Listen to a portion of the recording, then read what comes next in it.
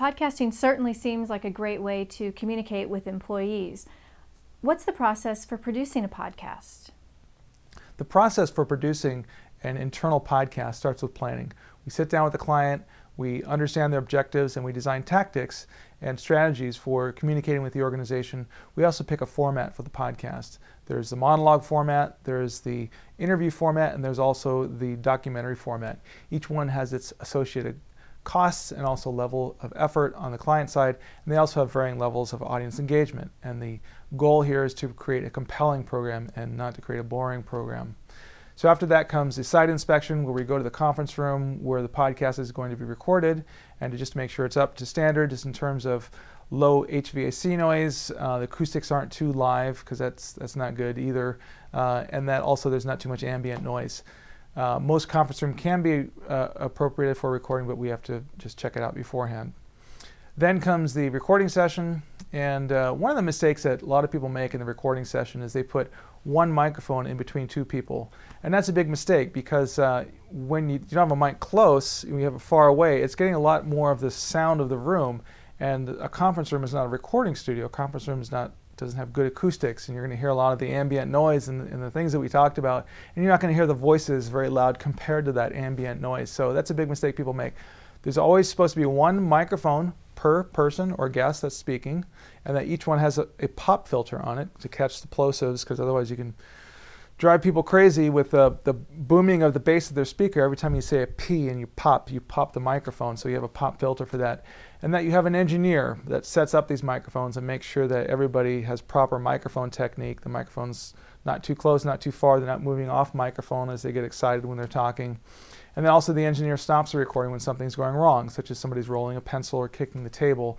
Makes a big sound in the recording. If nobody's monitoring that, then that gets in, and once your guest leaves and the session's over, you got to get your guests back somehow, or that recording has to be thrown away basically. And so that's why we have an engineer on site always to set up and to monitor the recording. It's also important not to use phone conversations. When you're trying to use the opportunity to convince, to create emotional connections, you can't make a very good connection over the phone versus in person. When you have high quality microphones and high quality gear, it's almost like being there in person. You can carry a lot of fidelity, that's lost over the phone. For the cost of a phone recording, for just a little bit more, we can actually put a person on site. We have engineers in the major metro areas. We do what's called a tape sync, where the guests and the interviewee get on the phone, they do their interview. We have live microphones in front of each of them. Later in post-production, those two are married. It sounds like they're being recorded high quality in the same room. Then comes editing, and so this is the point where we take all the different takes of the performance. Let's say people wanted to try a question response 3 times to get their best performance. So we put all the best performances into one complete piece, and that's the podcast. We submit it to the client for their approval. They'll either have some comments to say change this, change that, or we want to re-record, or whatever the case may be. And so we get it so it's just right, and then it gets approved, and it goes up on the internal website, and that's when it's released. People download it, they download it, they can either right-click and download it, put it in iTunes, it gets pushed up to their mobile device, such as their iPod, or they can listen to it right at their computer. Well, that sounds like a great process for producing a high-quality podcast. Why should someone choose MobileCast Media to help them with their podcasting program? Well, I think a lot of people like the experience that we bring to the table. I got involved in my first internal communications project back at Siemens Pyramid in 1995 when we created an audio program for Salesforce training. We also put it out on the internal website as a streaming audio program via a real media server. And so we're also one of the first podcasting companies to offer podcasting as a service to corporations. And this was nearly 4 years ago when most people hadn't yet heard of podcasting. And so we bring a lot of experience in those two important areas. Also, going back to my schooling, I studied communications at UC Berkeley, communications and business, and so it's a dedicated area of study for me and a dedicated direction. I think what a lot of people also like about MobileCast Media is that we save a lot of time for them. They can come to us with an idea, and we're a turnkey operation. We can make the rest of that happen for them. And so they also like that we provide a lot of direction. We can help them flesh out a project, put the meat around it, help make it happen with a minimal of guidance. And that also saves them a lot of money. I think in the end we were very happy with MobileCast Media. They were able to save us a lot of money, and the production quality was very high for MobileCast, and we liked the fact that it was turnkey, that they did everything from start to finish. MobileCast was able to ask the right questions of us and point us in the right direction. So really, with providing minimal input, MobileCast was able to take on a lot of the creative process, which was very useful for us because it took less time from me to actually sit through each piece of the production schedule. We were delighted with the MobileCast media team. They were on time, extremely professional, and delivered tremendous value for our investment. The MobileCast media team is terrific, on time, within the budget, and of the highest quality. A lot of people get excited and they want to sort of produce their own podcast. Maybe they're a marketing manager or higher, but what they don't realize is that with their fully loaded headcount, the amount of time it takes them to learn how to deal with audio, how to edit audio, they could have paid for 4 or 5 podcasts for us to do it rather than having them do it and reinventing the wheel and doing something like editing audio, which takes a long time and it's kind of it's a cumbersome task, and it actually takes a long time to learn as well to do properly.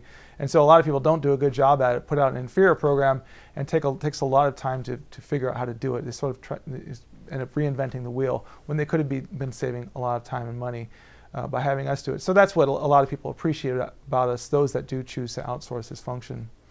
One of the core values of my company is that we value integrity. And I've had people say, well, we don't care about your integrity, we just want the lowest cost, and we want you to produce our programs for the lowest cost. And a lot of corporations don't realize some of their liabilities when they're dealing with a company that doesn't have scruples, a production company. There's a lot of production elements that are commonly used, and rights need to be cleared for that. There's a lot of stock photos, stock sounds that go into podcasts, stock photos and stock footage that go into video productions. And less scrupulous companies don't clear those rights, don't pay for those rights, and so the right holders invariably come back in months or years later and sue and collect for damages. And so it's a big problem in the industry. Some people aren't aware of that when they're dealing with companies, is that you're trusting somebody with publishing rights. That's why integrity matters, and that's one of our core values. The other thing that we can help companies do is create creative and compelling content. And that's something that's very important because anybody can produce a podcast, and what people don't realize, or they soon realize maybe a couple months after it's released, if it was poorly produced, if it wasn't compelling, not many people listen to it. Not many people take the time to listen to it. So we help companies create compelling content. The final thing is that we have fast turnaround. We can go from an appointment to record to having a podcast released maybe a day or 2 afterwards. And so we have a very quick turnaround time because we have efficient processes and we have experience to make things happen. Those are all great reasons to go with MobileCast Media. Say a company wanted to get started in podcasting. What should they do? Best thing to do to get started is to call us. Let us know your ideas, whether they've been thought out or not. We can help you understand the levels of effort, whether it's a good idea, bad idea, help you get started. Even if you don't end up using us, we'd love to talk to you about your project and help you get on your way. So look forward to talking to you. Thank you, John. And thank you for joining us. We've been talking with John Houghton, CEO and founder of MobileCast Media. If you are interested in improving your internal corporate communications with podcasting, please call MobileCast Media at 1-800-508-8155. That number to call is 1-800-508-8155. Call now.